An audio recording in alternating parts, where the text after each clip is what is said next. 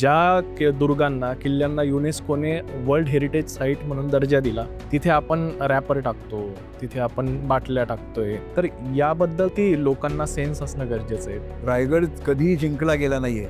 शिवपूर्व काळापासून शिवोत्तर काळापर्यंत कधी रायगड जिंकला गेला नाही. शिवरायांच्या काळातही शौचालय व्यवस्था होती, मग ती कशी होती आणि त्याला कसं कम्पेअर करावं? तर हा फायदा शिवाजी महाराजांनी या प्रत्येक डोंगरी किल्ल्याच्या बांधण्यात घेतलेला दिसतो. शिवरायांचा त्या काळी समुद्राकडे पाहण्याचा जो दृष्टिकोन होता तो कसा होता? पाण्याचा जलास्त्र म्हणून उपयोग करण्याची डोक्यात ठेवणारा वाह. शिवाजी महाराज हे पहिले आणि शेवटचे राजे झालेले आहेत. नमस्कार मंडळी, द मिलियन डॉलर स्टोरीजमध्ये पुन्हा एकदा तुम्हा सर्वांचं स्वागत आहे. छत्रपती शिवरायांनी आपल्याला धीर दिला, छत्रपती शिवरायांनी आपल्याला शौर्य दिलं, पण त्याबरोबर जो अमूल्य ठेवा आपल्याला दिला ती म्हणजे गडकिल्ले आणि दुर्ग. प्रत्येक दुर्ग किल्ला निर्माण करण्यामागे शिवरायांचं काय विजन होतं हे आज जाणून घेणार आहोत आपण. आणि त्यासाठी आपल्यासोबत आहेत प्र के घाणेकर सर. तुमचं नमस्कार. मनपूर्वक स्वागत आहे. धन्यवाद. तर नमस्कार सर. हं. आजच्या चर्चेची सुरुवात करताना मला तुम्हाला असं विचारायचं आहे पहिल्यांदा, की शिवरायांच्या चरित्राबद्दल अनेकदा बोललं जातं. शिवरायांच्या आणि व्याख्यानही त्याच्यावरती सारखे आहेत. आपण 100हून अधिक पुस्तकं लिहिली, त्यामध्ये गड किल्ल्यांवरतीच ती लिहिलेली आहेत. आणि शिवरायांच्या चरित्राबद्दलही आपण अभ्यास केलेला आहे. प्रत्यक्ष गड किल्ल्यांवरती जाऊन आपण भेट दिली आहे. मला तुम्हाला असं विचारायला आवडेल, की शिवरायांनी इमारतींची निर्मिती नाही केली, शिवरायांनी नगरं नाही वसवली, शिवरायांनी गड किल्ल्यांची निर्मिती केली, दुर्ग बांधले. त्यामागे शिवरायांचं काय विजन होतं? कसं आहे, आपण या काळाचा जर विचार केला तर ते मध्ययुग आहे. म्हणजे साधारणपणे 12व्या 13व्या शतकापासून 17व्या 18व्या शतकापर्यंत. त्या काळामध्ये जी लढण्याची आयुधं होती, ज्या लढण्याच्या पद्धती होत्या आणि लष्करी विचार करण्याची जी पद्धत होती, त्याच्यात शिवाजी महाराजांनी आपला एक ठसा उमटवलेला आपल्याला दिसतो. म्हणजे शिवाजी महाराजांच्या ताब्यामध्ये असं एक वाक्य मिळतं बखरीमध्ये, हजरतीस 360 किल्ले आहेत. म्हणजे 300-350 पेक्षा जास्त किल्ले शिवाजी महाराजांच्या ताब्यात आहेत. आता एखादी गोष्ट ताब्यात असली की त्यासाठी खर्च करावा लागतो. मग त्याचं जतन असेल, संवर्धन असेल, संरक्षण असेल, वर्धिष्णू असेल, ते प्रचंड पैसा लागणार आहे. मग एवढ्याची आवश्यकता होती का? तर त्यावेळची जर आपण परिस्थिती लक्षात घेतली तर राज्य रक्षणासाठी प्रत्येक राज्यकर्त्याला काही किल्ले ताब्यात असणं, दुसऱ्याच्याकडचे जिंकून घेणं आणि स्वतः नवीन निर्माण करणं, ही त्या मध्ययुगाची गरज होती, ज्याला आज आपण आजच्या भाषेमध्ये जिओ पॉलिटिकल नीड म्हणजे भूराजनैतिक गरज होती. नक्कीच. आणि महाराष्ट्र हा असा एक वेगळा भाग आहे की ज्यामध्ये एक प्रचंड मोठी पर्वतरांग, ज्याला आपण सह्याद्री असं म्हणतो, ती आहे. आणि पलीकडे कोकणामध्ये पश्चिमेच्या बाजूला सिंधुसागर, पश्चिमेचा समुद्र आहे. आणि समुद्र म्हटलं की खाड्या आल्या, बंदरं आली, जलदुर्ग आले. तर या दोन वेगळ्या परिस्थिती आहेत. शिवाजी महाराजांची सत्ता दोन्हीकडे होती, त्यामुळे त्यांनी जो विचार केला तो वेगवेगळ्या गोष्टीसाठी वेगवेगळ्या दृष्टिकोनातून केलेला आपल्याला दिसतो. आणि रामचंद्र पंत अमात्य, त्यांच्या मंत्रिमंडळातले सर्वात तरुण मंत्री, त्यांनी आज्ञापत्र नावाचं जे पुस्तक लिहिलं, त्यामध्ये एक वाक्य असं आहे, संपूर्ण राज्याचे सार ते दुर्ग. म्हणजे शिवाजी महाराजांची याच्याकडे बघण्याची दृष्टी काय होती, तर किल्ले आहेत तर आपलं राज्य आहे, किल्ले नसतील तर ते अवघड आहे, हे त्यांचं धोरण होतं, त्यांच्या मनातला तो विचार होता. आणि तो नंतर त्यांच्या प्रत्येक गोष्टीमध्ये आपल्याला जाणवतो. कसं ते आपण नंतर बघू. डोंगरी किल्ले, मैदानी दुर्ग, समुद्री दुर्ग याची विभागणी करताना महाराजांनी काय भौगोलिक निकष काय वापरले होते? त्यामागे वैज्ञानिक दृष्टिकोन कसा होता? या पैलूकडे दुर्दैवानी लोकांचं तेवढं लक्ष गेलं नाहीये, पण ते जाणं खूप महत्वाचं आहे. याचं कारण असं की सह्याद्री तर पूर्वीपासून होता आणि तरी देखील काहीशे वर्षांची गुलामगिरी आपल्या प्रदेशाला सहन करावी लागली होती. तर महाराजांनी जो विचार केला डोंगरी किल्ल्यांबद्दल, प्रथम कारण त्यांची पुणे सुपजहागिरी त्यांचा मुलूक होता. हा सगळा डोंगराळ मुलूक आहे, उत्तरेसारखा सपाट मैदानी प्रदेश नाहीये. तर त्याचा उपयोग आपल्याला स्वराज्य रक्षणासाठी, स्वराज्य स्थापनेसाठी कसा करून घेता येईल याचा विचार करताना त्यांनी पहिल्यांदा सह्याद्रीचा विचार केला. पुढच्या काळामध्ये त्यांनी कोकणाचा विचार केला आणि त्याच्यानंतरच्या काळामध्ये त्यांनी सातपुड्याचा पण विचार केला. म्हणजे महाराष्ट्राच्या उत्तरेला जी पूर्व पश्चिम डोंगर रांग आहे त्याचा. तो कसा केला ते आपण बघूया. तर कुठल्याही प्रदेशाचं जर रक्षण करायचं असेल आणि सगळंच सपाटीवर असेल तर आपल्याला शत्रू कुठून येतोय ते दिसत नाही. पण जर तिथे एखादा उंचवटा असेल आणि ते आपलं लष्करी ठाणं झालं तर आपल्याला खूप लांबून येणारा शत्रू पटकन दिसू शकतो. त्याचप्रमाणे आपल्या महाराष्ट्रामध्ये कोकणातून देशावर येणारा आणि देशातून कोकणावर जाणारा व्यापारी माल, ही व्यापारी वाहतूक प्राचीन काळापासून म्हणजे सातवाहन काळापासून चालू आहे. त्या व्यापारी मार्गावर रक्षण करण्यासाठी, मग ते व्यापारी तांडे असतील किंवा ती माणसं असतील, तो माल असेल, यांचं रक्षण करण्यासाठी काहीतरी प्रयोजन असायला पाहिजे. पहिल्यांदा काही छोट्या चौक्या असतील, नंतर मोठ्याले किल्ले असतील. त्यामुळे शिवाजी महाराजांनी पहिला जो किल्ला बांधला तो राजगड नावाचा किल्ला बांधला. त्यांच्या ताब्यामध्ये ज्यावेळेला तोरणा आला, रोहिडा आला, त्यानंतर शिरवळचा सुभान मंगळ आला आणि कोल्हाणा म्हणजे सिंहगड आला. त्यानंतर तोरण्याची दुरुस्ती करण्याची गरज होती. त्यांनी दुरुस्ती करायला काढली आणि त्यांना भूमिगत धन सापडलं. या पैशाचा उपयोग त्यांनी समोरच्या मुरुंब देवाच्या डोंगरावर तटबंदीचं शेला पागोडा चढवण्यासाठी केला. एक नवा किल्ला बांधायचं ठरवलं. ही गोष्ट मी सांगतोय 1645च्या आसपासची. महाराजांचा जन्म आहे 1630. हो. म्हणजे 15 वर्षाचं वय आहे. त्यावेळेला जिथे आधीची काही बांधकामं नाही आहेत, लष्करी ठाणं छोटंसं चौकी आहे, तिथे एक अद्वितीय असा किल्ला आपण बांधायचा आहे. यासाठी त्याने 100-500 किल्ले पाहिलेले आहेत. इथलं चांगलं, तिथलं वाईट, हे नको, ते हवं, असं काही त्यांच्या डोळ्यापुढे नव्हतं, कारण त्यांचं वय खूप कमी आहे. ते एक छोटी जहागिरी होती. त्यामुळे त्यांच्या पदरी दुर्गरचना तज्ज्ञांची फौज होती असंही काही नाही. विपुल पैसा त्यासाठी होता असंही काही नाही. त्यामुळे स्वतःच्या बुद्धीनी त्यांनी राजगडाची निर्मिती केली आणि राजगड हा जगातला अद्वितीय असा डोंगरी किल्ला आहे. हे महाराजांनाही माहिती होतं. 1647च्या सुमाराला त्यांनी सपाटीवरचं पुणे सोडून राजगडावर जाऊन राहायचं ठरवलं आणि 1647 ते 1672 अशी जवळजवळ 25 वर्ष ते विश्वासाने या बळकट किल्ल्यावर राहिले. एखादी जागा राहायला सुरक्षित नाही तर राहणार नाही ना माणूस. बरोबर. पण महाराज राहिले आणि 25 वर्ष म्हणजे निम्म आयुष्य. महाराजांचा जन्म 30चा, मृत्यू 80चा, या 50 वर्षातल्या आयुष्यातली कर्तबगारीची 25 वर्ष ते राजगडावर विश्वासाने राहिलेत. म्हणजे तो किल्ला बळकट असला पाहिजे, दुर्लंघ्य असला पाहिजे आणि त्यांच्या राजनैतिक गरजा पूर्ण करणारा असला पाहिजे. आता राजगडासारखा किल्ला आपण बघायच्या आधी त्याच्या पूर्वीचे जे किल्ले आहेत, सिंहगड असेल, सज्जनगड असेल, पन्हाळगड असेल, हे शिवपूर्वकालीन किल्ले आहेत. आपण त्या किल्ल्यावर चढत चढत डोंगर गेलो की तटबंदी लागते. तटबंदीमध्ये एक दरवाजा असतो. दरवाजातनं आपण आत गेलो की गडमाथ्यावर आपला प्रवेश होतो. पण त्या राजगड, त्याच्यानंतरचा रायगड, असे अनेक डोंगरी किल्ले महाराजांनी बांधले. त्याच्यामध्ये असं दिसत नाही आपल्याला. साधारण त्या डोंगराची 2/3 उंची चढून झाल्यानंतर एक तटबंदी येते आणि त्या तटबंदीमध्ये महादरवाजा असेल, गडाचं मुख्य प्रवेशद्वार असेल. म्हणजे येणाऱ्या शत्रूला 2/3 अंतर चढल्यानंतरच तटबंदीचा सामना करावा लागणार आहे. तोपर्यंत माणूस दमतो ना. डोंगर एवढा चढायचा तर तो दमतो माणूस. नक्कीच. तो सैनिक जरी असला तरी तो दमायला होतच. तर हा फायदा शिवाजी महाराजांनी या प्रत्येक डोंगरी किल्ल्याच्या बांधणीत घेतलेला दिसतो. आता या दुर्ग बांधणीचं आणखी एक वेगळेपण, जे या आधी मी 2-4 नावं घेतली त्यात आणखी भर घालता येईल किती शिवपूर्वकालीन किल्ल्यांची. समजा आपण प्रतापगडचं उदाहरण घेतलं. महाराजांनीच बांधलेला किल्ला आहे तो. डोंगरीच किल्ला आहे. तर आपण ज्यावेळेला गाड्या उभ्या करून वाहनतळावरनं महादरवाजाकडे जायला लागतो. आज तो रस्ता रुंद आहे, पूर्वी तो छोटा होता, म्हणजे अरुंद होता. तिथे जाताना आपल्या उजव्या हाताला एक तटबंदी लागते आणि ती साडे 50-100 फूट उंच आहे. तिथे स्वराज्य रक्षक मावळे बसलेलेच आहेत येणाऱ्या शत्रूवर हल्ला करण्यासाठी. त्यावेळेसचे खेळ जर आपण बघितले तर ते गोट्या होत्या, भोवरे होते, लगोरी होती, म्हणजे नेमबाजीचे खेळ होते. त्यामुळे जे मावळे तिथे असतील ते लहानपणापासून नेमबाजीची सवय आहे त्यांना. आता बाण काय, भाले काय किंवा बंदुकी, त्या ठासणीच्या बंदुका आल्या होत्या त्यावेळेस, ठासणीच्या बंदुकाच्या गोळ्या काय, हे महागडं प्रकरण आहे. पण महाराष्ट्रात दगड खूप आहेत. त्यामुळे छोटाले दगड, टेनिसच्या चेंडू एवढ्याचा दगड जर वरच्या लोकांनी या 50-100 फुटा उंचीवरनं त्या अरुंद वाटेवरनं येणाऱ्या शत्रू सैनिकावर मारला, तो सणसणत लागेल आणि तो पडेल किंवा विव्हळेल आणि त्याच्या या दुर्बलतेचा फायदा आपल्याला घेता येईल. असं शिवपूर्वकालीन एकाही किल्ल्यावर बघायला मिळत नाही. उजवीकडे तटबंदी. पण ठीक आहे ना, मी शत्रू म्हणून येतोय, माझ्या डाव्या हातात ढाल आहे, उजव्या हातात तलवार आहे, मी तलवारीने आडवीन नाही येणार आहे दगड. पण तलवारीची धार ही अत्यंत महत्वाची आहे. मग तो दगड त्या धारेवर जर बसला तर ती धार बोथट होईल, खांड पडतील त्याला. आणि मग महादेवाशी गेल्यानंतर हर हर महादेव करत ते मावळे ज्यावेळी येतील त्यावेळेला ती तलवारीला धारच नाही ना माझ्या. बरोबर. मग अडचणीची परिस्थिती निर्माण होईल.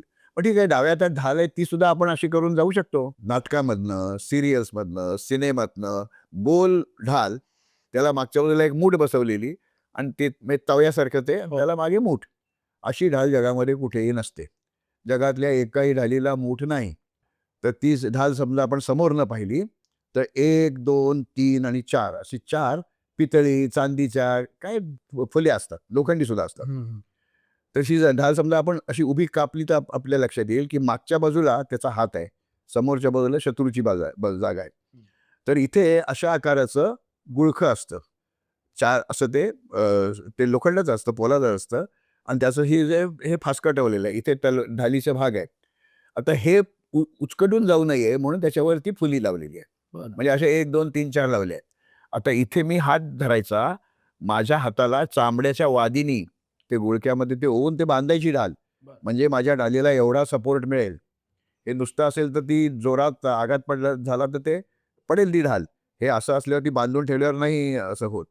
आजही ज्या ढाली वापरल्या जातात त्या ॲक्रिलिकच्या असतील, पारदर्शक असतील, तर त्याच्यात देखील आपल्याला ते बांधलेलं असं दिसतं. ती अशी नाही धरलेली, अशी धरलेली असते. बरोबर.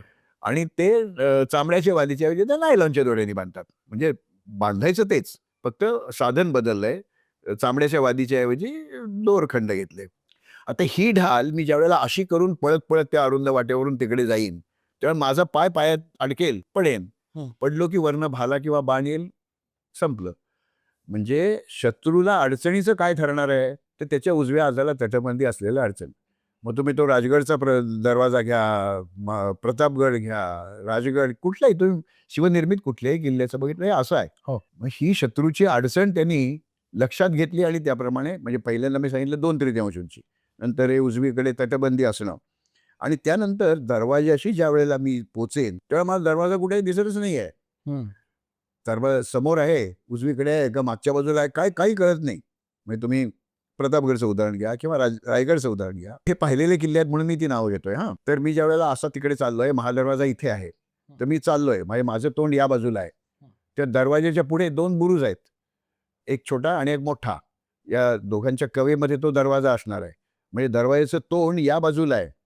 तर मला या बुरुजाला वळसा घालून माझी दिशा पूर्ण बदलून मला दरवाजापर्यंत येता येईल. बस दरवाजातनं आत आल्यानंतर परत किल्ल्यात जायला परत आणखी एक असंच यू टर्न घ्यायला लागेल.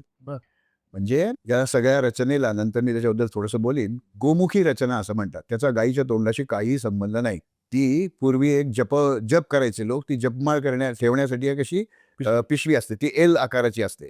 त्यात हात घालायचा आणि ते अशी जप करत राहायचं. ती माळ दिसू नये लोकांना अशी त्यातली भावना असायची. तर त्या पिशवीला गोमुखी असं म्हणतात. म्हणून ही गोमुखी रचना. आपण असं जाऊन असं म्हणजे एस टाईप ती वळणं किंवा झेड टाईप ती वळणं आहेत. या शत्रू बावसाळतो ना, की त्याला काय आहे ते नक्की कळतच नाही. बरं हे वरचे जे मावळे आहेत ते त्याच्यावर दगड, धोंडे, बाण, भाले, गरम पाणी, जळते बोळे सगळे टाकायला बसलेलेच आहेत ना तिथे. तर ही गोमुखी रचना ही शिवपूर्वकालीन किल्ल्यांमध्ये फारशी आपल्याला दिसत नाही. मी फारशी असे शब्द वापरला कारण एखाद दुसऱ्या ठिकाणी अपवादात्मक आहे म्हणून नाही. त्यानंतर आता हा जो दरवाजा आहे, त्या दरवाजाकडे जाणाऱ्या पायऱ्या काही 10 इंच उंचीच्या आहेत, काही 2 इंच उंचीच्या आहेत, काही अर्धाच इंच उंचीच्या आहेत. तर एवढा किल्ला बांधला, त्यांना सारख्या पायऱ्या नाही का बांधता आल्या? त्यांच्या इंजिनियर्सना हे लक्षात नाही का आलं? त्यांच्या लक्षात आलं म्हणूनच अशा बांधल्या आहेत. आता मी ज्यावेळेला दरवाजाशी जाणार आहे त्यावेळेला मला जोरात तिथे जलद जाऊन पोहोचलं पाहिजे. तर आणि त्या नुसतीच उंची नाही, त्याची लांबी पण काहीची 2-2 फूट आहे, काहींची जेमतेम पाऊल मावेल एवढीच त्याची रुंदी आहे, लांबी तसंच. तर माझं लक्ष दरवाजाकडे जायच्या ऐवजी माझं लक्ष माझ्या पायाकडे जाणार आहे. पुढची पायरी कशी आहे?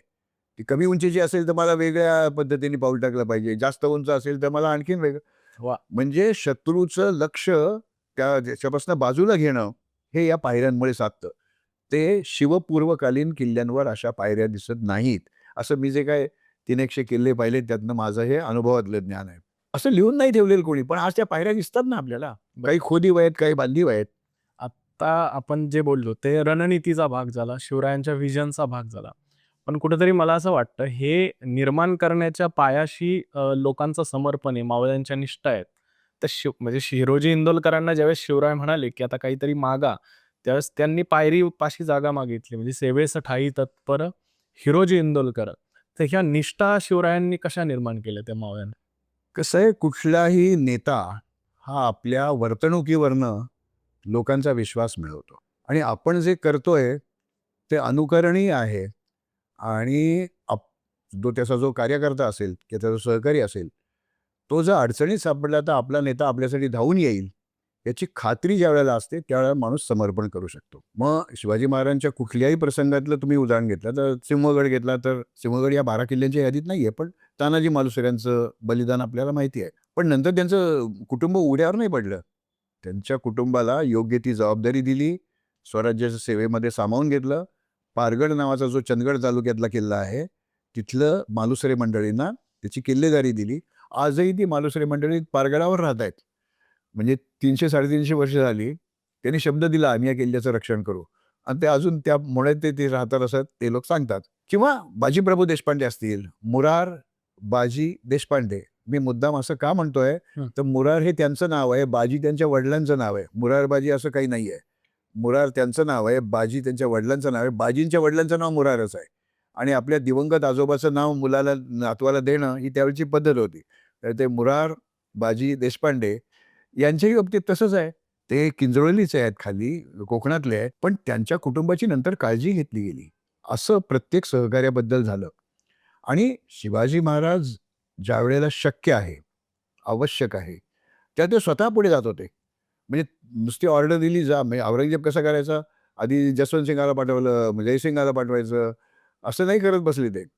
ते प्रत्येक वेळेला स्वतः पुढे गेले. अफजल खानाच्या वेळेला त्यांना एखादा तोतया माणूस पाठवता आला असता, नाही केलं.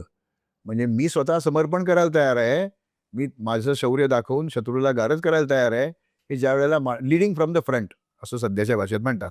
तर तसं ते करणारा तो राजा आहे. मग ते वेगळेपण आहे या माणसाचं.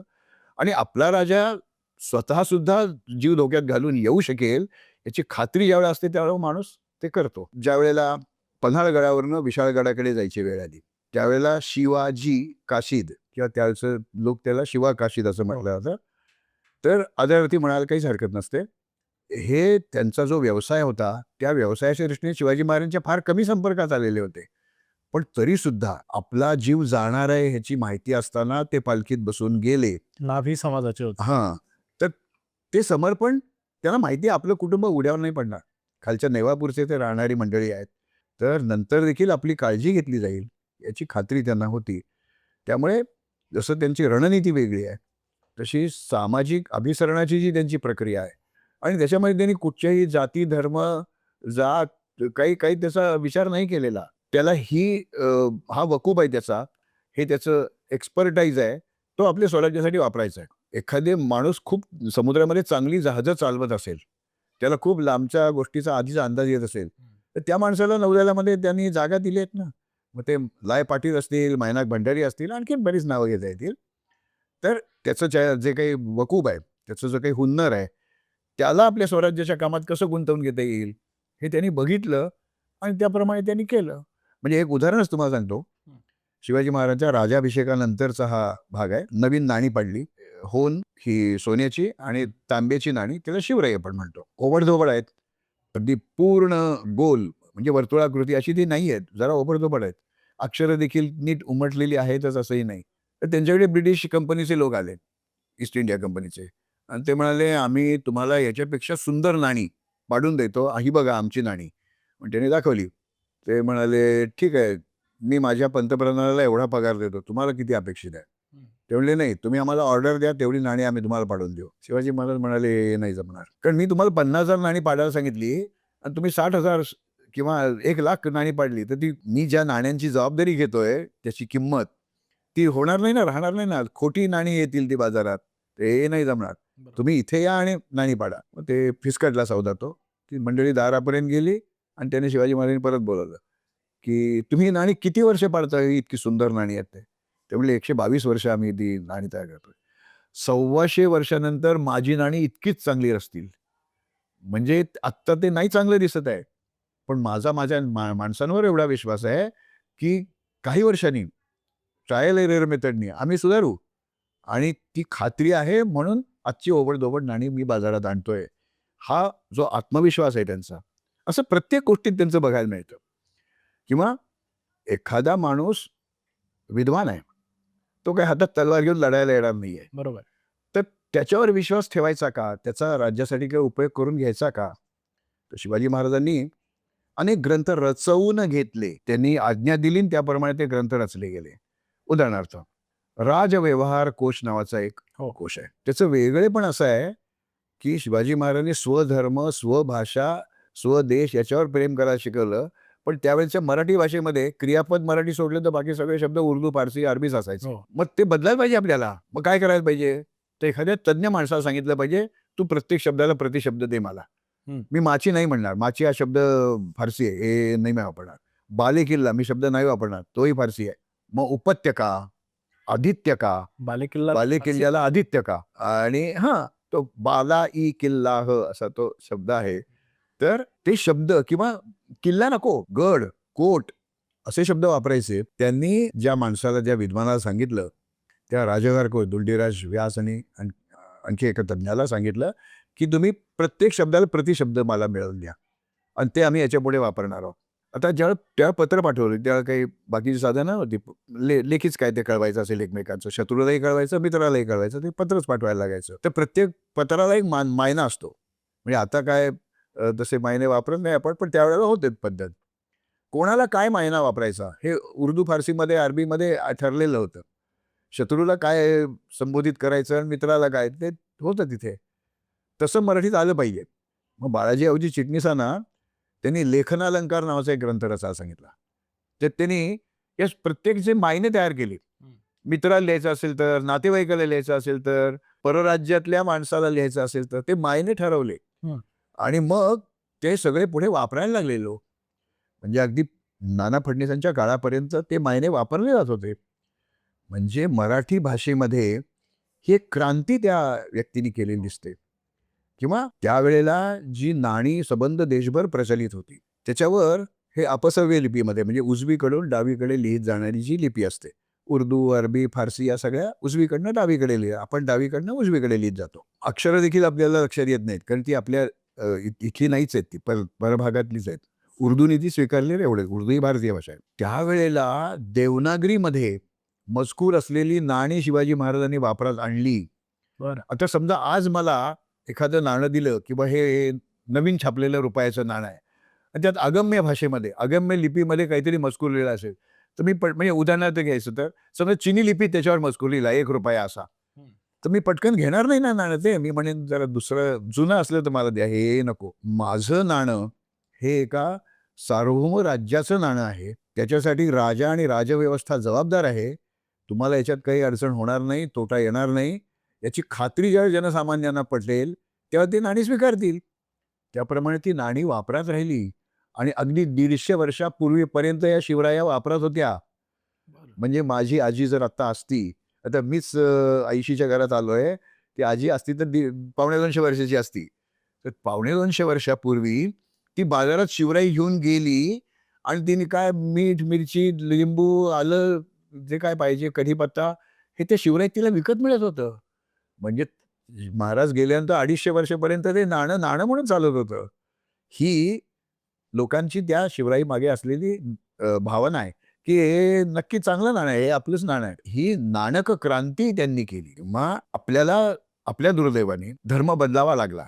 तर परत धर्म द्यायची वाव नव्हता आपल्याकडे. महाराजांनी ते करून घेतलं. नेतोजी पालकरांना त्यांनी तो मोहम्मद कुली खान इकडे आल्यानंतर त्याचं परत हिंदू धर्मात घेतलं. आता जरी घेतलं तरी त्यांच्याशी कोण व्यवहार करणार?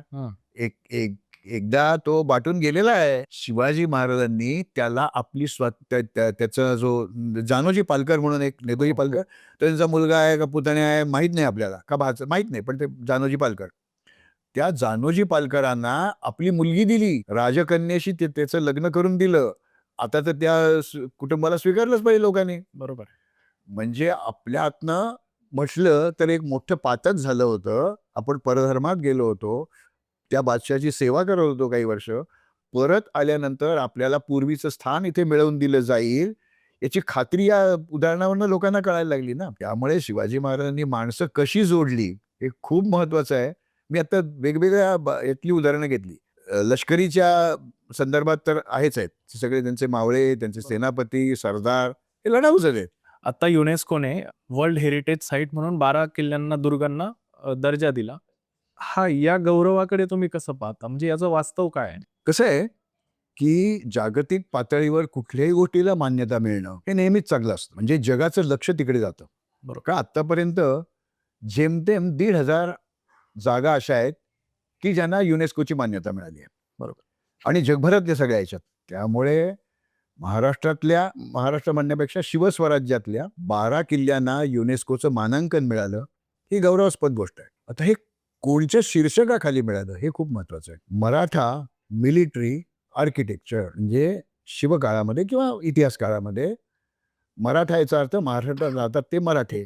तर इथल्या लोकांनी लष्करीदृष्ट्या या किल्ल्यांकडे काय केलं, कसं बघितलंय आणि त्याचा उपयोग त्यांना कसा झाला याचे हे जगात अद्वितीय आहे. वैश्विक वारसा म्हणून त्याला मान्यता मिळाली आहे.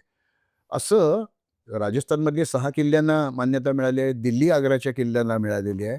म्हणजे 8 किल्ले सोडले तर महाराष्ट्रभर पसरलेल्या आणि एक तामिळनाडूमध्ये असलेला जो शिवस्वराज्यातला किल्ला आहे म्हणजे शिवाजी महाराजांच्या ताब्यात असलेला तो किल्ला आहे. त्या 12 किल्ल्यांना एकाच वेळेला मान्यता मिळणं हे खूप वेगळं आहे. योगायोग आहे हा. आणि तो कारण एक नुसता किल्ला घेऊन नाही आपल्याला वागणार. त्याच्या आजूबाजूचे जे किल्ले आहेत त्याचाही विचार आपण करायला पाहिजे. मग ते साल्हेरचा बागलाणातला किल्ला असेल किंवा पन्हाळगड कोल्हापूरमधला असेल किंवा अगदी दक्षिणेतला जिंजीचा दुर्गपुंज असेल. हे सगळे एकमेकांशी काहीतरी त्यांचं नातं आहे. ते मिलिटरी आर्किटेक्चर हे सगळीकडे सामान्य दिसतं का? कोकणातले किल्ले त्यांनी 4 जलदुर्गांना पण मान्यता मिळाली त्याच्यामध्ये. एकट्या सिंधुदुर्गाचा विचार करून नाही चालणार. विजयदुर्ग घेतला पाहिजे, सुवर्णदुर्ग घेतला पाहिजे, सिंधुदुर्ग घेतला पाहिजे, खांदेरीचा किल्ला घेतला पाहिजे. हे एकमेकांशी आजच्या नव्या मराठीमध्ये बोलायचं इंटर रिलेटेड मंडळी आहेत. मग ती रिलेशन्स काय आहेत ही आपण समजावून घेणं आणि हे जे शिवाजी महाराजांनी या किल्ल्यांबद्दल जे वेगळेपण दिलेलं दिसतंय. मी हे मुद्दाम का सांगतोय की शिवाजी महाराजांच्या ताब्यामध्ये म्हणजे साधारणपणे 1675च्या आसपासचं ते पत्र असावं की हजरतीच 360 किल्ले आहेत.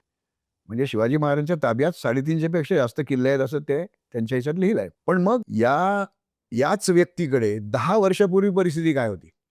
1665चा जयसिंगाशी केलेला जो अपमानास्पद तह करावा लागला त्यावेळेला शिवाजी महाराजांकडे फक्त 12 किल्ले राहिले.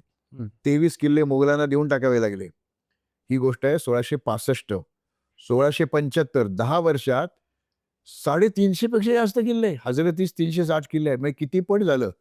30 पटीपेक्षा जास्त ते वाढलेत ना. म्हणजे हे कसे वाढले? प्रत्येक वेळेला शिवाजी महाराजांनी या बाबतीत केलेलं नियोजन आणि संधी मिळाली की तिचा फायदा उठवायचाच.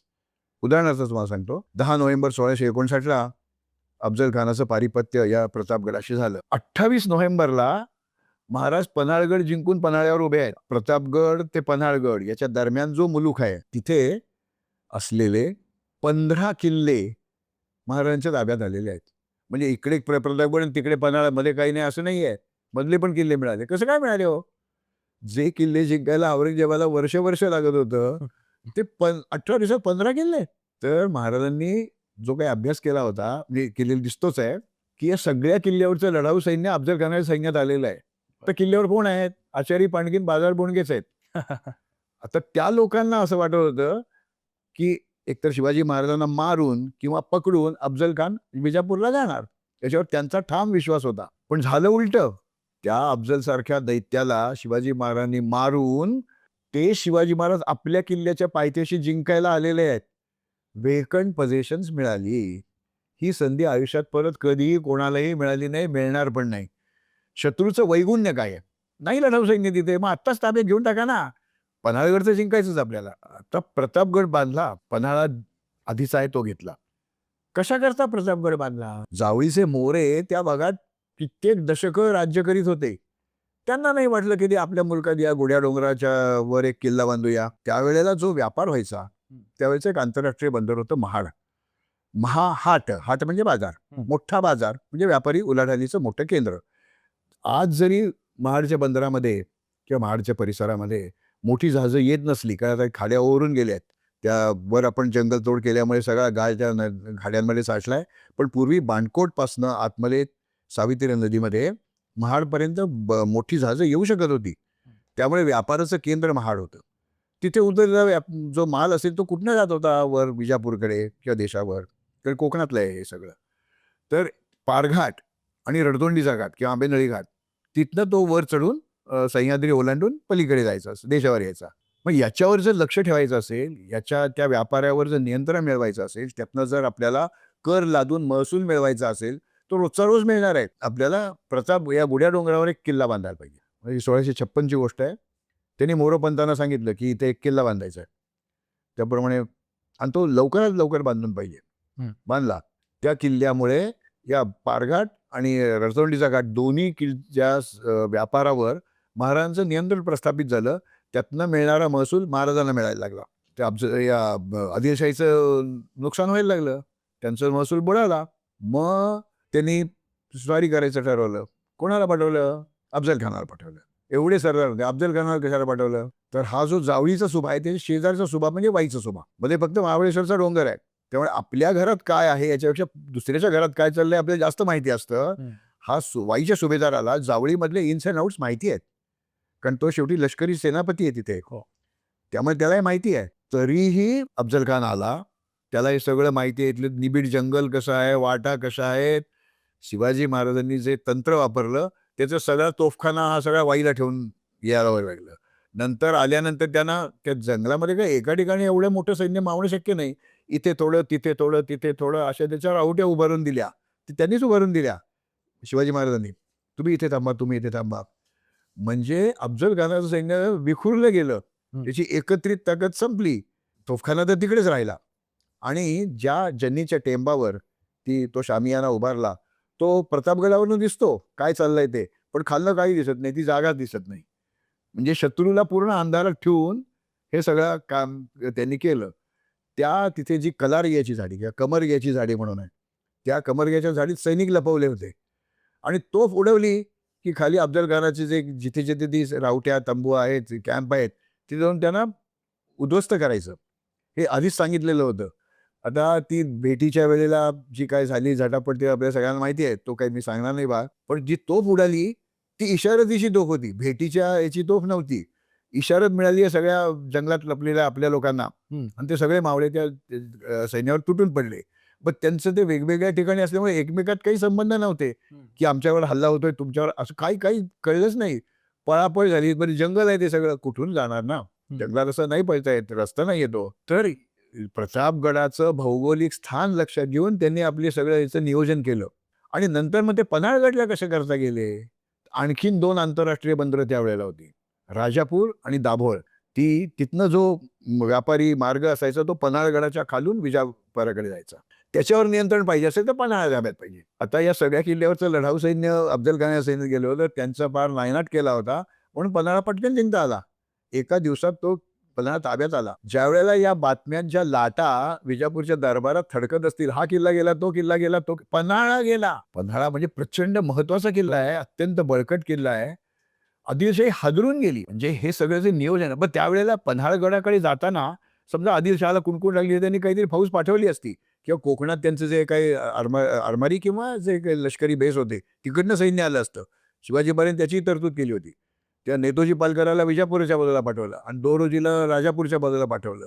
म्हणजे त्या बाजूनी कुठलाही हल्ला आपल्यावर होणार नाही. आपण सुरक्षितरित्या पन्हाळगडापर्यंत जाऊ शकतो. हे करण्यासाठी त्या भागाचा भूगोल माहिती पाहिजे.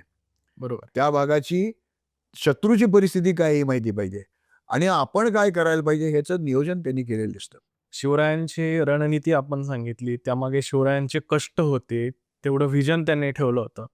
मी थोडंसं चर्चेला एका दुसऱ्या बाजूने, म्हणजे नाण्याला 2 बाजू असतात. तुकाराम महाराजांचं एक प्रमाण आहे की समर्थाचे पोटी आम्ही जन्मलो करंटी. म्हणजे शिवरायांनी आम्हाला जे देऊन ठेवलंय त्याची कितपत किंमत आम्ही करतो. म्हणजे जसं आपली त्या दिवशी चर्चा झाली आणि आपण काही फोटोग्राफ्स बघत होतो की ज्या दुर्गांना, किल्ल्यांना युनेस्कोने वर्ल्ड हेरिटेज साईट म्हणून दर्जा दिला, तिथे आपण रॅपर टाकतो, तिथे आपण बाटल्या टाकतोय किंवा वेगवेगळे कृत्य करतात. तर याबद्दल म्हणजे किती लोकांना सेन्स असणं गरजेचं आहे. तुम्ही कसं पाहता या दृष्टिकोनातून? कसं आहे, हे केवळ किल्ल्यांपुरतं मर्यादित नाही आहे. आज एखाद्या ठिकाणी भिंत रंगवली असेल छान दिसावी म्हणून, तो रंग वाळायच्या त्याच्यावर पिचकारी येऊन पडते. बरोबर.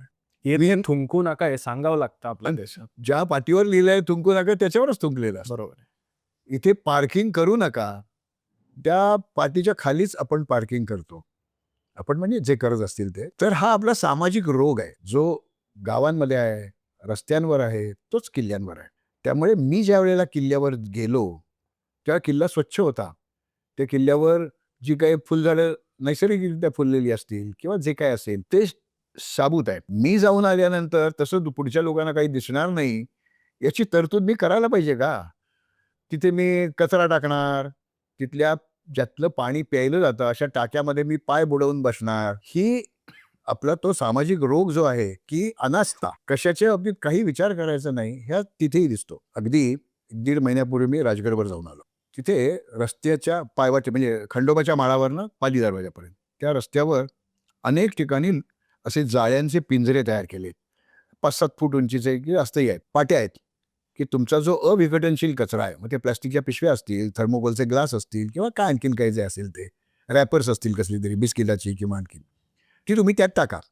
पाटी लावली आहे, मराठीत लावली आहे, हिंदीमध्ये लावली आहे, इंग्लिशमध्ये लावली आहे, खुणा पण केलेल्या आहेत, म्हणजे कचरा याच्यात टाकावा. बरोबर. लोकांनी टाकला आहे, पण त्यात जेवढा कचरा आहे त्याच्या 5 पट कचरा खाली पसरलेला आहे. म्हणजे ज्यांनी ते पिंजऱ्याची प्रयोजन केलं, पाट्या लावल्या, तो कचरा उचलून नेण्याचं काम पण त्यांचंच आहे ना. बरोबर आहे. मग ही त्या जी काही तिथली जी व्यवस्था आहे, त्या व्यवस्थेलाही त्याची जाणीव नाहीये. बरं, मी सोमवारी गेलो नव्हतो. म्हणजे शनिवार रविवार गर्दी करतात लोक, तो कचरा न्यायला नाही वेळ एवढा. मी मधल्याच वारी गेलो होतो. म्हणजे गेल्या 8-15 दिवस ते स्वच्छ केलेले नाहीये. हा त्या व्यवस्थेला लागलेला रोग आहे. समाजाला जसा आहे तर त्याही ते आपण हे करायला पाहिजे स्वच्छ. आपण लोकं टाकतायत ना, बरोबर. मग आपण तो उचलून द्यायला पाहिजे. किंवा त्या खंडोबाच्या माळापर्यंत आता 4 चाकी वाहन जाऊ शकतं. डांबरी रस्ता झाला तिथपर्यंत. टॉयलेट्स बांधलेली आहेत. संडास बांधले 8 आहेत. 4 महिलांसाठी, 4 पुरुषांसाठी. त्याच्यात सायनेज पण आहे. महिलांसाठी, पुरुषांसाठी. आत्ता बांधलेत ते संडास. पण गेल्या 500 वर्षात त्या संडासाची स्वच्छता झालेली नसली, तर जी परिस्थिती आज दिसते तिथे आपल्याला, म्हणजे त्याला स्वच्छतागृह कसं म्हणायचं? कुठेच त्याला स्वच्छता करायला जागाच ठेवलेली नाही लोकांनी. कारण ते स्वच्छ करण्याची जबाबदारीच कोणावर सोपवली नसेल किंवा ज्यांच्यावर सोपवली असेल त्यांनी ती नीट केलेली नाहीये. किंवा तिथे पाणी मिळत नसेल. आता मी गेलो तेव्हा पाऊस होता, म्हणजे पाणी मिळत नाही असं नाही, ओढे येतच होते किंवा झरे येतच होते. त्याचं पाणी वापरून ते स्वच्छता करता आली असती. पण जाऊ दे, मला काय करायचंय? कोण माझ्यावर काही कारवाई करणार आहे? असं वाटत असतं. तर हे मी माझ्या राजाचे किल्ले लोक बघायला येणार आहेत, त्यांच्यासाठी आणि माझी एक जबाबदारी म्हणून हे स्वच्छ ठेवलं पाहिजे. ज्यांच्यावर कोणाची जबाबदारी सोपवली त्यांनी ते करायला पाहिजे. किंवा युनेस्कोची साईट म्हणून जर आपण एखादी गोष्ट ठरवली की आणि ती मान्यही झाली आहे. आपण पुण्याकडनं किंवा कुठल्याही गावाकडनं गेलं तरी त्या नसरापूर फाट्याला वळूनच आपल्याला त्या किल्ल्याकडे जायला लागतं. त्या रस्त्याने जायला लागलं, वेल्ह्याचा रस्ता येतो, त्या रस्त्याने जायला लागलं की वाजेघरच्या इथे आपल्याला डावीकडे मार्ग असली वाजेघर, तिथनं वळावं लागतं. वळल्यानंतर राजगडाच्या पायथ्याच्या भागाला तिथे एक पाटी आहे, राजगड. देवनागरीत आहे, कारण ती इंग्लिशमध्ये पण पाहिजे, कारण परप्रांतीय परदेशीय पण लोक येणार आहेत. ते बाण आहे. मी वळणार ना त्या बाजूला, दिसतंय ना. तर तो रस्ता गुंजवणे दरवाजाकडे जातो. गुंजवणं गाव, गुंजवणी नदी आणि मग तिथनं तो किल्ल्यावर जातो. राजगडचे आज जे प्रचलित वाटा आहे त्यातली सर्वात अवघड वाट आहे. तर मी जेव्हा गेलो तेव्हा मला माहिती आहे हा रस्ता गुंजवणीकडे जाणार आहे, आपल्याला नाही जायचं, फार वेळ लागतो आणि मागेच ऊन येतं सगळं, त्यामुळे त्रास होतो. पुढे गेल्यानंतर परत एक पाटी आहे, राजगड बाण. तो पालखुर्दकडनं म्हणजे भोसलेवाडी किंवा पालखुर्द म्हणून जे गाव आहे तिथे जातो. ती तुलनेने वाट सोपी आहे. अशी चुकीची जर सायनेजेस आम्ही ठेवली तर योग्य नाही ना. बरोबर. मग ते राजगड गुंजवणे मार्गे, राजगड पाली दरवाजा मार्गे असं जर त्याच्यावर लिहिलं तर एवढी पाटी लावली तर आणखीन 4 अक्षरं द्यायला काही अडचण नाही ना. पण हे ज्यांनी पाट्या बसवली त्यांना का नाही कळलं? हे कळणं आवश्यक आहे. आता माझ्यासारख्याच्या लक्षात आलं, मी हे लिहितोय, बोलतोय, सांगतोय, बरोबर. त्यांनी ते दुरुस्त्या करायला पाहिजेत. मध्ये शौचालयाचा तुम्ही विषय काढलात, की शिवरायांच्या काळातही शौचालय व्यवस्था होती. मग ती कशी होती आणि त्याला कसं कंपेअर करायला? मी उत्तरेतले अनेक किल्ले पाहिले, दिल्ली आग्र्याचेही किल्ले पाहिले. कुठच्याही अशा किल्ल्यांवर गेलं की मी तिथला गाईड घेतो. त्या गाईड बरोबर किल्ला पाहायचा आणि मग मी घरनं अभ्यास करून गेलो असतो. मला हे पाहायचं, हे पाहायचं, याचा नीट अभ्यास करायचा आहे. त्याच्याबरोबर एकदा ते पाऊल घेतलं की मला दिसा पाहिजे इथून इथे गेलं सोयीचं आहे, हे ठिकाण लांब आहे, आपण ते नंतर त्यात बघू. आणि मग दुसऱ्या दिवशी किंवा नंतरच्या वेळेला मी ते बाकीची मला जी पाहिजे तशी ठिकाणं पाहतो. त्या गाईडनं विचारलं, दिल्लीच्याही किल्ल्यात विचारलं, आग्र्याच्याही किल्ल्यात विचारलं की इथे शौचालय कुठे आहेत? त्या आग्र्यातल्या गाईडने मला सांगितलं, ही जी भिंत दिसते ना याच्या पलीकडे टॉयलेट्स आहेत. मी गेलो आणि लगेच परत आलो. तो म्हणला, "का ती अस्वच्छ होती का? मी लगेच रिपोर्ट करतो आणि ते स्वच्छ करून घेतो. कारण हे जागतिक वारसा स्थळ आहे." तर मी म्हटलं, "मला नव्हतं जायचं. ही सगळे कमोड आणि अशी ती जेट बीट सगळं असलेली ती टॉयलेट्स होती. मला जायचं नाहीये. तुमचा बादशाह सकाळी कुठे जायचा ते मला पाहिजे." तो गाईड म्हणाला, "हे मी एवढे 20-22 वर्ष इथे गाईड म्हणून काम करतोय. हे असलं काही विचारलं नाही कोणी. तुम्ही का विचारलं?" म्हटलं, "शिवाजी महाराजांनी बांधलेल्या प्रत्येक किल्ल्यावर 300 वर्ष दुर्लक्ष केल्यानंतर देखील त्या टॉयलेट सीट्स आजही वापरत्या अवस्थेत असतील असं दिसतं आम्हाला. मी जे किल्ले पाहिलेत त्याच्यावर आहेत. विषय शौचकूपांचा निघाला म्हणून आणखी थोडं पुढे नेतो तुम्हाला. रायगडवर मी मी 100पेक्षा जास्त वेळा गेलोय. अनेक लोकांना घेऊन गेलोय. मी जसं शिवाजी महाराजांचा राज्याभिषेक झाला ती जागा दाखवतो, सिंहासन. त्यांचा अंत्यसंस्कार जिथे झाले, त्यांची समाधी जिथे उभारली आहे, त्या भागात घेऊन जातो. त्यावेळेला मी तिथले टॉयलेट्स पण दाखवतो. आता टॉयलेट ही काही दुसऱ्याला दाखवायची गोष्ट आहे का? तर मी सांगतो, हो आहे. कारण 300-350 वर्षापूर्वी रायगडाची उभारणी महाराजांनी करून घेतली आहे. ज्याला आज राणीवसा म्हणतात, तर राणीवसा असणं शक्यच नाही. ती काय आहे ते आता आपला विषय नाही, पण ती भांडारगृह असण्याचा संभव खूप आहे. त्याच्या मागचे जे संडास आहेत ना, तर त्या संडासांना जो दगडामध्ये केलेला आहे, एकाच दगडामध्ये कोरलेलं भांडं आहे ते आणि त्याच्या खाली जे मळ जाण्यासाठी जी जागा आहे, ती इतका उतार तीव्र आहे, की ते अडकणार नाहीच. ती खाली वाहूनच जाईल. पण तरीही चुकून ते जर तिथे तुंबलं, तर घाण वास यायला लागेल आणि तो वास असह्य होतो. म्हणून महाराजांनी त्या संडासांमध्ये व्हेंट पाईप्स तयार केलेले आहेत. दगडामध्ये खोदून काढलेले व्हेंट पाईप्स. व्हेंट पाईप म्हणजे आज देखील आपल्या टॉयलेटच्या मागे असा एक पाईप असतो. त्याला वरच्या बाजूला असं जाळीसारखं असतं. त्यातनं तो वास निघून जातो. तुंबत नाहीच आधी. पण जर तुंबलं तर ती व्यवस्था केली आहे. महाराजांच्या स्थपतींना व्हेंट पाईप शब्द माहीत नसेल, पण त्यांनी केलंय ना. 300-350 वर्षापूर्वी आमच्या स्थपतींनी ही योजना केली होती. हे आम्ही ज्यावेळेला लोकांना दाखवू आणि आता मी खूपच किल्ले 300 आरामात किल्ले पाहिलेले आहेत. पोर्तुगीजांनी बांधलेले किल्ले आहेत. तिथे टॉयलेट्सच नाही आहेत. ते कुठे जात होती ही मंडळी? ओके. किल्ल्याच्या बाहेर जात असतील. त्या घाण इथे राहायला नको म्हणून. वेढा पडल्यावर काय करायचं? पण शिवाजी महाराजांनी बांधलेल्या प्रत्येक किल्ल्यावर, मग तो खांदेरीसारखा छोटा किल्ला असेल किंवा सिंधुदुर्गसारखा मोठा किल्ला असेल किंवा प्रतापगडवर तर ते हडप, हवालदार ही मंडळी अजून राहत आहेत तिथे. त्यांच्या घरातले जे टॉयलेट्स आहेत, त्यांच्या घराला अटॅच टॉयलेट आहेत, ते 350 वर्ष ते वापरतायत ना. मी त्या हडपांच्याकडे जाऊन राहिलेलो पण आहे. ते त्यांनी बांधलेले म्हणजे 1656 ते 1658 या काळात बांधलेले ते टॉयलेट्स आहेत. आजही वापरले जात आहेत. मग हे आमचं ही अचीव्हमेंट आहे का नाही? शिवाजी महाराजांनी 300 वर्षापूर्वी ती आत्ताच्या भाषेत सांगायचं तर व्हिज्युअलाइज केली आणि ती आजही वापरात आहे. पण दिल्ली, आग्र्याचे किल्ले राजधानीचे किल्ले आहेत हो. तिथे का नसावेत टॉयलेट्स? किंवा असलेले टॉयलेट नाहीसे आले का नष्ट केले काय माहित नाही आपल्याला. आत्ताचे आधुनिक संडास आहेत तिथे. पण तत्कालीन आम्हाला कुठे काय बघायला मिळतं? वसईसारखा एवढा मोठा किल्ला ज्याला पूर्वेचं व्हेनिस म्हणत होते त्यावेळेला. टॉयलेट नाही आहेत. काय करायचे माहित नाही आपल्याला. तेव्हा ही महाराजांची जी दूरदृष्टी आहे आणि ते करवून घेतलंय त्यांनी आणि आज दिसतं आपल्याला ते. म्हणून आपण नक्की सांगू शकतो हे असंच होतं म्हणून. जलदुर्गांबद्दल आपण बोललो. जलदुर्गांचा विषय निघाला. तर शिवरायांचा त्या काळी समुद्राकडे पाहण्याचा जो दृष्टिकोन होता तो कसा होता? आपण शिवकाळाचा जर विचार केला, तर त्यावेळेला ज्या मोठ्या सत्ता या परिसरात होत्या. दिल्लीचे मोगल इकडे होते. आदिलशहा का निजामशाही संपलेली होती 1630 मध्येच. महाराजांचा जन्म 1630चा आहे. 33 साली निजामशाही संपली. तर आदिलशाही होती, ब्रिटिश होते, पोर्तुगीज होते, वेंगुर्ल्यासारखं ठिकाण तिथे डच होते आणि सिद्धी होते.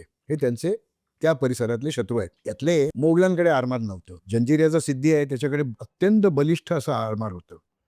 आणि ब्रिटिश, पोर्तुगीज आणि डच हे तर त्यावेळच्या ब्ल्यू नेव्ही होत्या.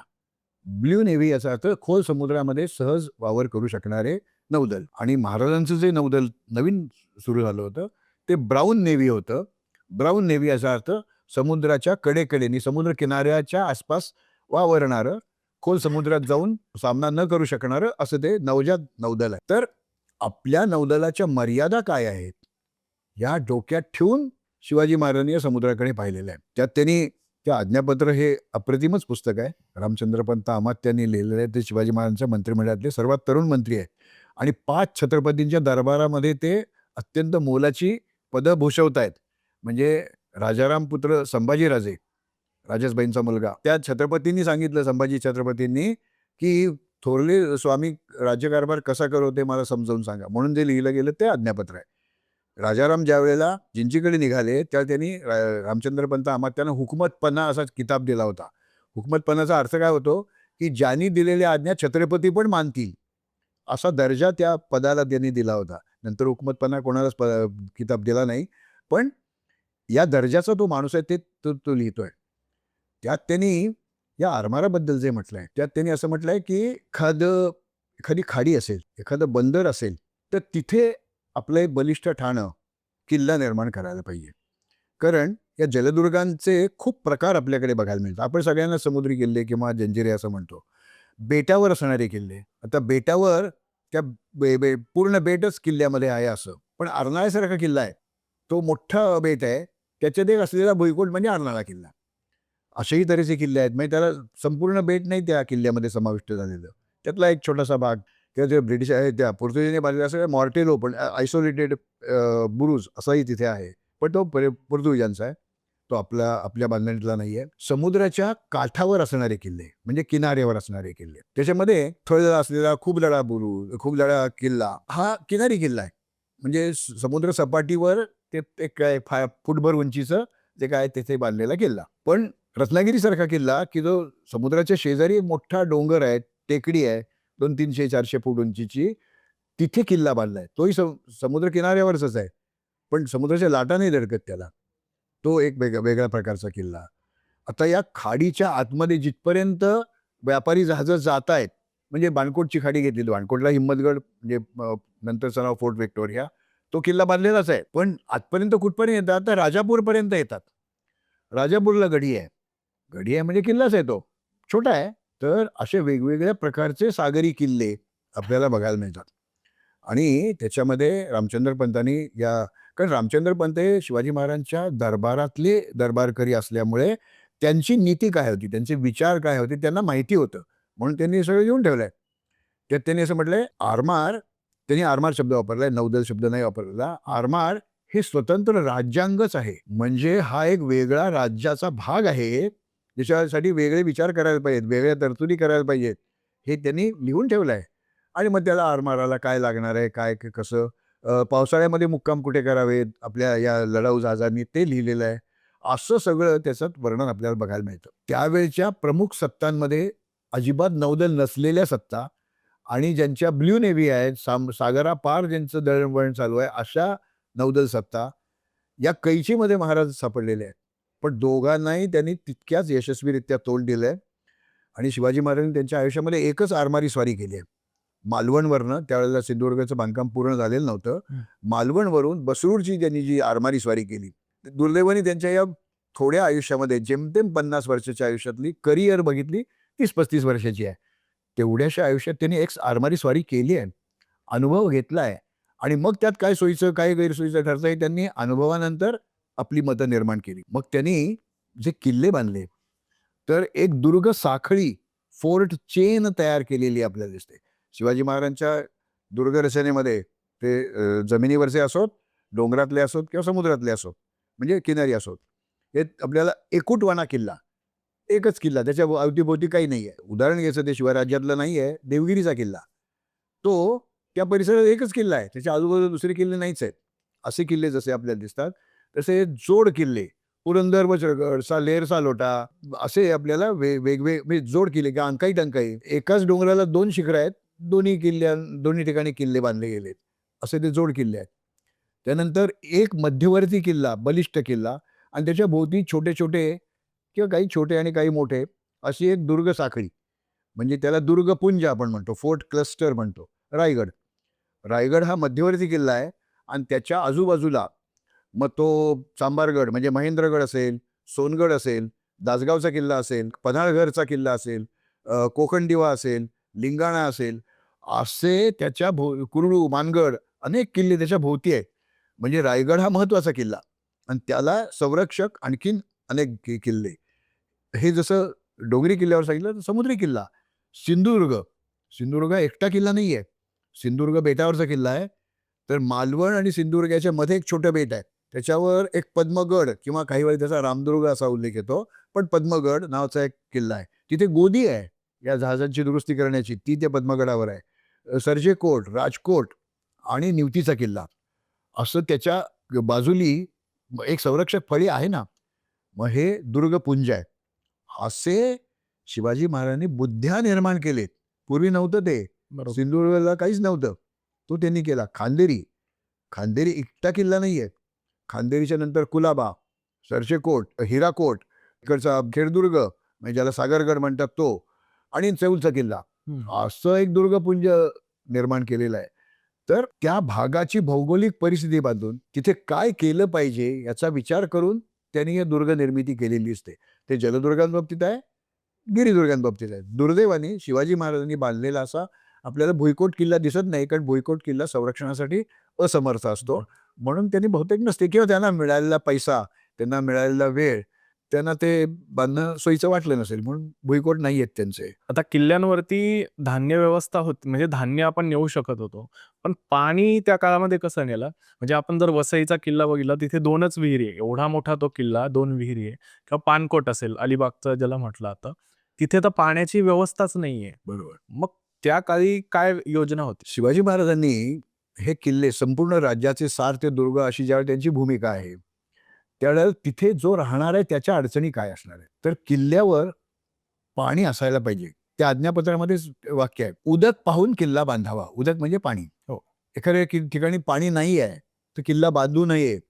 या मालवणजवळ एक भरतगड नावाचा किल्ला आहे. नंतर तो बावडेकरांनी आणि सावंतवाडीच्या सावंतांनी बांधलेला किल्ला आहे तो. त्याच्यात पाणी मिळालं नाही म्हणून शिवाजी महाराजांनी किल्ला बांधायचं सोडून दिलं. नाही बांधलं तिथे. भरतगड, भगवनगड असे ते दोन नदीच्या 2 तीरावर 2 किल्ले आहेत. ते नंतरच्या काळातले आहेत. पण तिथे महाराजांनी बांधायचा प्रयत्न केला.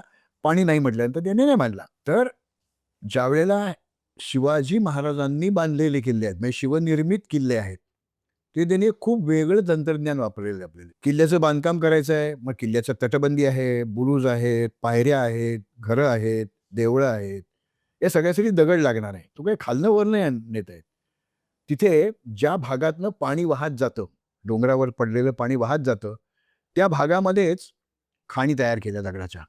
मग तो पद्मावती माची, म्हणजे राजगडच्या पद्मावती माचीवरचा पद्मावती तलाव असेल, किंवा रायगडावरचा गंगासागर असेल, हत्ती तलाव असेल, कुशावरचा असेल, कोळीम तलाव असेल, काळा हौद असेल, अनेक 11 तलाव आहेत रायगडावर. प्रतापगडवरचा राहटाचं तळ आहे, नासकं तळ आहे, गोडं तळ आहे, स्नानाचं तळ आहे, असे अनेक तलाव आहेत. तर त्या जिथनं पाणी वाहून जातं तिथला दगड उघडा झालेला असतो. तर तो दगड जलप्रतिबंधक आहे, जलाभेद्य आहे याची खात्री करता येते ना, दिसतो ना आपल्याला तो दगड.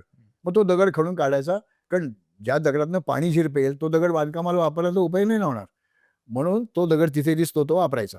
आता दगड काढला की तिथे खड्डा तयार होतो ना, तो खड्डा जितका खोल जाईल तितका जास्त दगड मिळेल. आणि मग खड्ड्याचं काय करायचं? त्यातलेच दगड वापरून त्याला एक बांध घातला. म्हणजे जो असा सपाट भाग होता त्याला खड्डा केला, म्हणजे ते काहीतरी खाली गेलं. आणि इकडे तो उतार आहे, त्यामुळे इकडे काही नाही आहे, तर तिथे बांध घातला.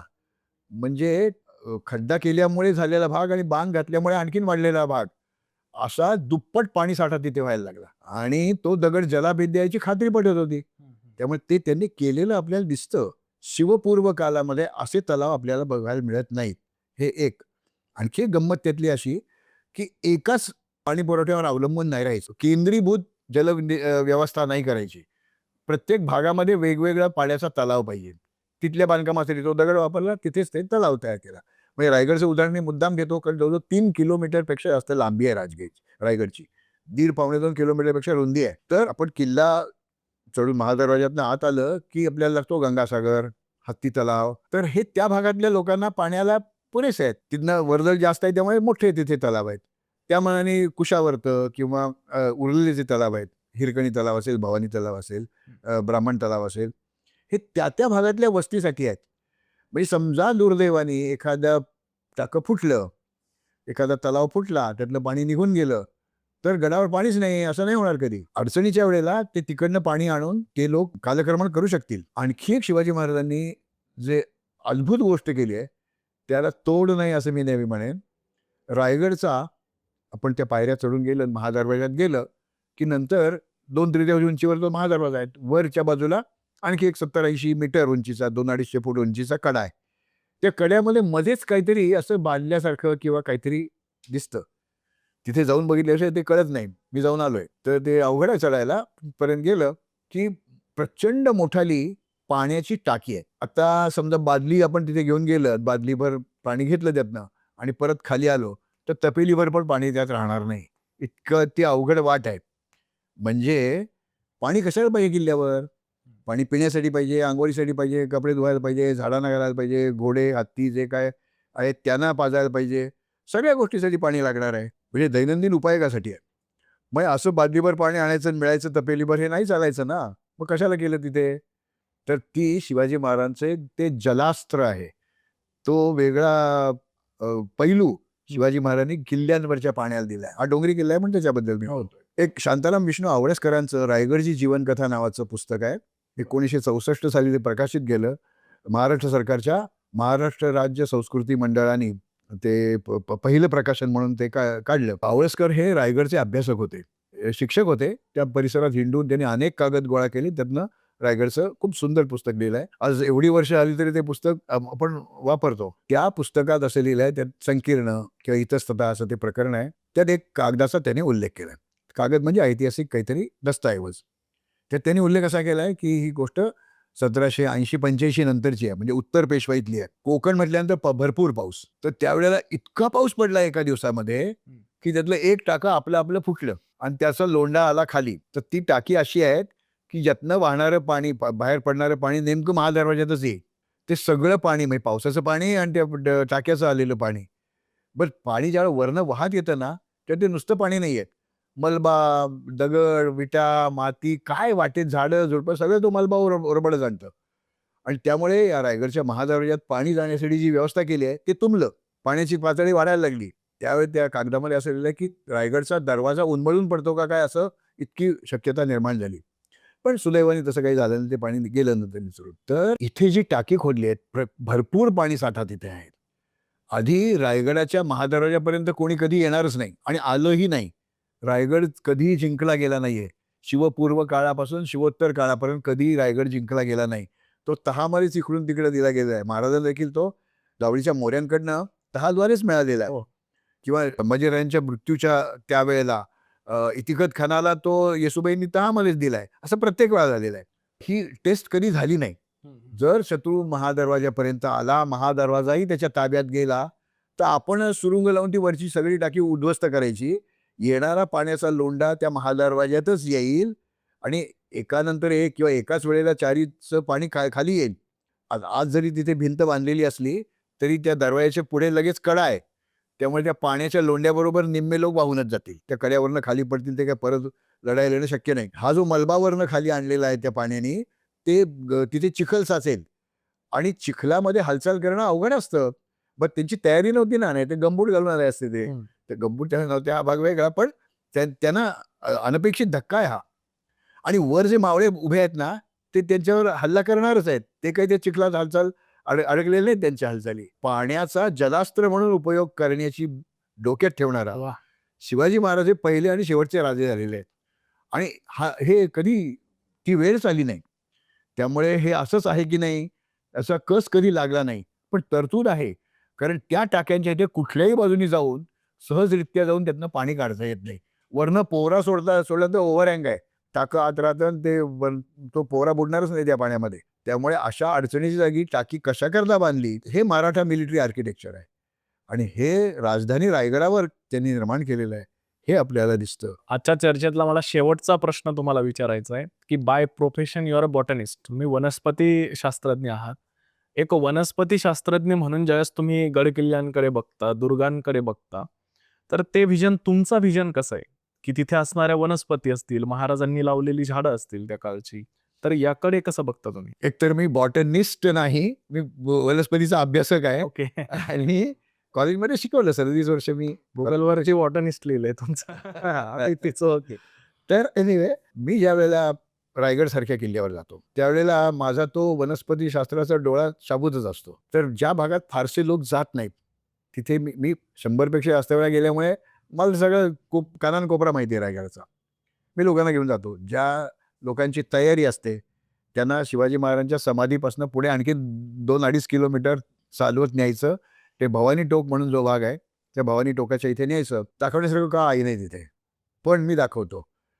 तिथे एक गवत आहे, अंगठ्या एवढं जाड त्याचं खोड होऊ शकतं आणि उंच चांगलं 2-2.5 मीटर सुद्धा ते उंच वाढू शकतं, म्हणजे 8-10 फूट उंच वाढू शकतं. हे कसलं गवत आहे? ते काही जनावरं खाऊ शकत नाहीत, कारण ते एवढे जाड जनावरांना नाही चावून खाता येत. मग मी त्याचे 2-3 तुकडे तोडले. पुण्यात आलो, कॉलेजमध्ये गेल्यावर ते पुस्तकं काढून ते काय आहे ते शोधायचा प्रयत्न केला. तेव्हा माझ्या लक्षात असं आलं, ते अँड्रोपोगॉन, आमच्या वनस्पतीशास्त्रातली लॅटिनाइज नावं असतात. हे अँड्रोपोगॉन आहे. अँड्रोपोगॉन म्हणजे काय? आता ते सिनॉनिम आहे, त्याला याला अजून एक नवीन नाव, पर्यायी नाव दिलंय. तर हे बोरूचं गवत आहे. बोरू जे लेखणी, त्यावेळेला काही fountain pen, filter tip pen किंवा बॉल पेन्स नव्हती. शाई दौत पण नव्हती, निबं पण नव्हती, म्हणजे टाक पण नव्हते. ह्या गवताचं जे खोड आहे ते कापायचं साधारणपणे एवढ्या लांबीचं आणि त्याला टोक करायचं, दौतीमध्ये बुडवायचं, त्यांनी लिहायला सुरुवात करायची. त्याची शाई कमी झाली की परत बुडवायचं, असं ते प्रत्येक वेळा करायला लागायचं. ती लेखणी होती त्यावेळची आणि त्याला एक विशिष्ट असा तो छेद दिला की ते अक्षर व्यवस्थित काढता येतं आपल्याला. मी मी गोष्ट 1957 साली सांगतोय. मी ज्यावेळेला 4थीत होतो तेव्हा मी त्या बोरूनी कित्ते गिरवलेले आहेत. तर ते काय त्याचं असायला पाहिजे की ते कसं गिरवता येतं हे मला माहिती आहे. तर ते बोरू आणले मी, म्हणजे बोरूचं गवत आणलं, ते तासून बोरू तयार करता आले मला. मी लिहून पण पाहिलं, ते बोरूसारखं, ते बोरूचंच गवत आहे. जर राजधानी रायगडाला शत्रूचा वेढा पडला, तो काही 2-4 दिवसाचा असणार नाही. राजधानी वेढायची आहे. त्या शत्रुकऱ्याचे 4-5 वर्ष त्याला वेढा घालून बसेल. असा वेढा कधी घातला गेला नाही, हा भाग वेगळा. तर शाई आपल्याला आणून ठेवता येते, शाई तयार करता येते. पण बोरूच्या लेखण्या संपल्या तर कुठनं आणायच्या? Amazonला सांगून येणार नाहीत ना त्या. त्या तिथल्या तिथेच तयार व्हायला पाहिजेत.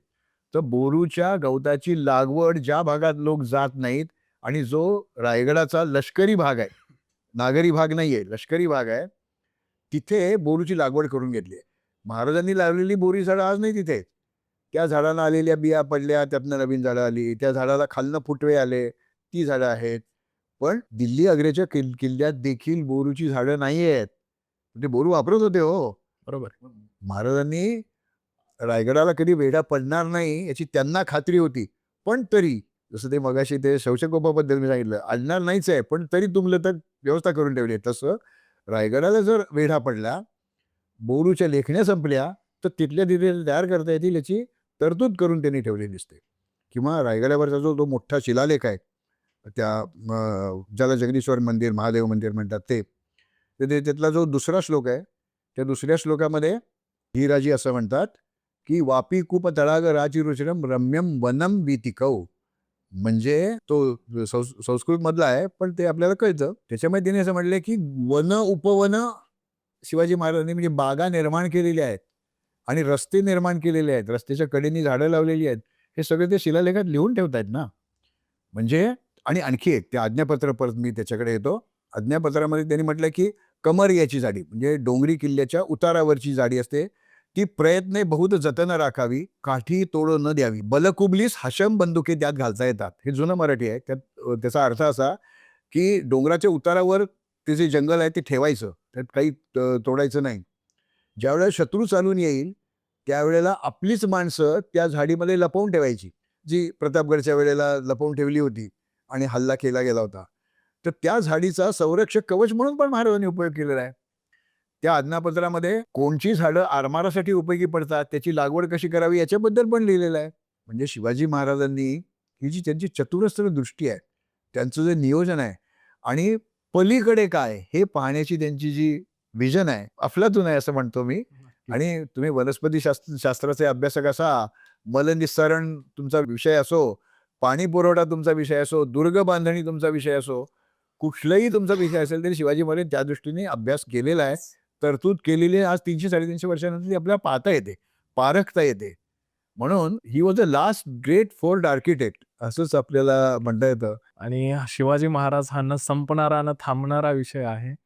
तर तुम्ही आम्हाला वेळ दिलात त्याबद्दल तुमचे मनःपूर्वक आभार मानतो. खूप खूप धन्यवाद. तुम्ही मला ही संधी इथे उपलब्ध करून दिली. हे ज्याचं दृकश्राव्य चित्रण तुम्ही तयार केलं आणि ते लोकांपर्यंत पोहोचवण्यासाठी तुम्ही श्रम घेणार आहात. यासाठी तुमचे आभार मला मानायचे. ते आभार मानण्यासाठी माझ्याकडे एकच शब्द आहे, तो म्हणजे धन्यवाद. म्हणजे तुमच्या पुढे बोलून मी धन्य झालो यात वाद नाही.